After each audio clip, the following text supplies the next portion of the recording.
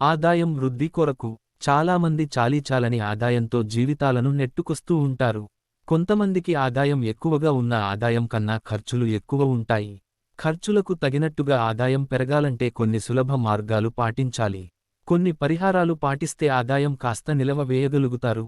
దీనిలో ముఖ్యమైన భాగంగా ఎవరైనా సరే చెట్లను నాశనం చేయకూడదు. వీలైతే మొక్కలను నాటాలి, వాటిని పోషించాలి. మీ గృహ ఆవరణలో వీలైనంతవరకు మొక్కలతో పచ్చదనం నిండి ఉండేలా చూసుకోండి. క్రమంగా ఆదాయం పెరుగుతుంది.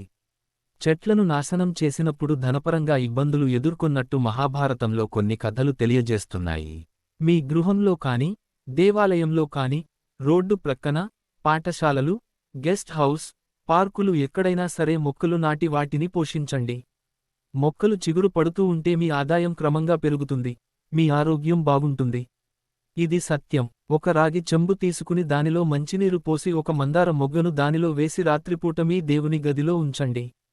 మరుసటి రోజు ఉదయాన్నే స్నానం చేసిన తర్వాత రాగి చెంబులోని మందార పువ్వును తీసివేసి మీ ఇష్ట దైవాన్ని ప్రార్థించి బయటికి వెళ్లే ముందు ఆ నీటిని తాగి వెళ్ళండి. ఈ విధంగా 41 రోజు చేసిన తర్వాత 42వ రోజు నుండి మీ సంపాదన సరిపోలేదు అనే సమస్య ఉండదు. అవకాశం ఉన్నప్పుడు ఓల్డేజ్ హోంలో కాని, బాగా వయసు మళ్లిన వారికి కాని ఇడ్లీలు పంచి పెట్టండి.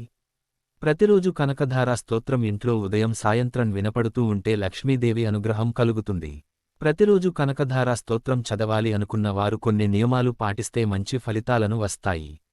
మొదటిసారిగా కనకధారా స్తోత్రం చదవాలి అనుకుంటే పౌర్ణమి రోజు ప్రారంభించండి. ఉదయం 6 గంటల నుండి 7 గంటల వరకు, సాయంత్రం 6 గంటల నుండి 7 గంటల మధ్యలో చదవడం ప్రారంభిస్తే అద్భుతమైన ఫలితాలను వస్తాయి.